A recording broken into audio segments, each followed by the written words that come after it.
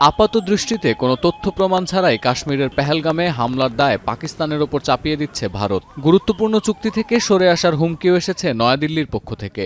কম যাচ্ছে না পাকিস্তানও, ভারতের সঙ্গে সমানে সমানে টক্কর দেওয়ার সক্ষমতা আছে বলে সাফ জানিয়েছেন প্রধানমন্ত্রী শেহবাজ শরীফ। Fully capable and prepared to defend the country's sovereignty.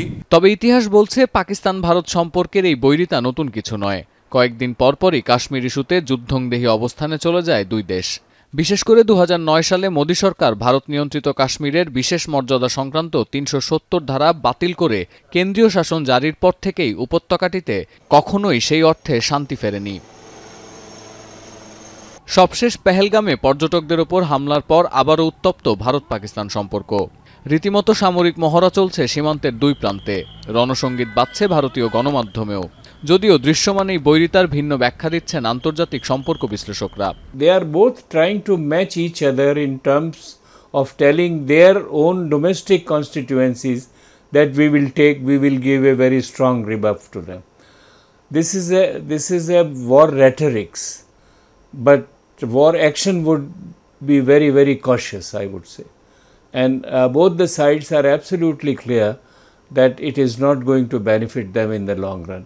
বিশেষজ্ঞরা মনে করেন পেহেলগাম হামলার জেরে একটি পক্ষ রাজনৈতিকভাবে লাভবান হলেও এই দ্বন্দ্ব যুদ্ধে পরিণত হবে না।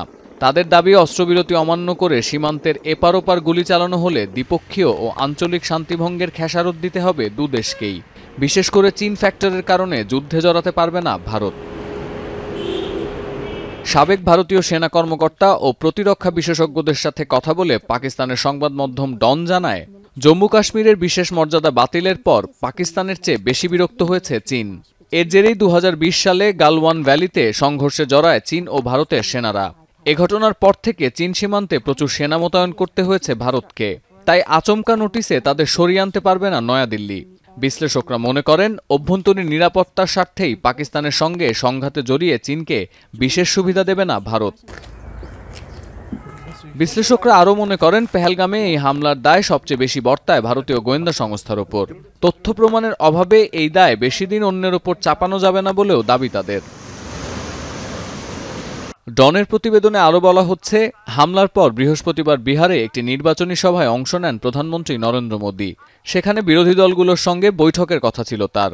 ভারতীয় গণমাধ্যম নিশ্চিত করেছে, ওই বৈঠকে মোদী অনুপস্থিত থাকলেও পেহেলগাম হামলায় ভারতীয় গোয়েন্দা সংস্থার ব্যর্থতা নিয়ে কথা বলেছেন বিরোধী দলের নেতারা। সতীর্থ কর্মকার, এখন বিশ্ব। একনল হ্যান্ড ওয়াশ 100% প্যারাবেন ফ্রি, তাই নিরাপদ হাতের জন্য আস্থা রাখুন একনলে।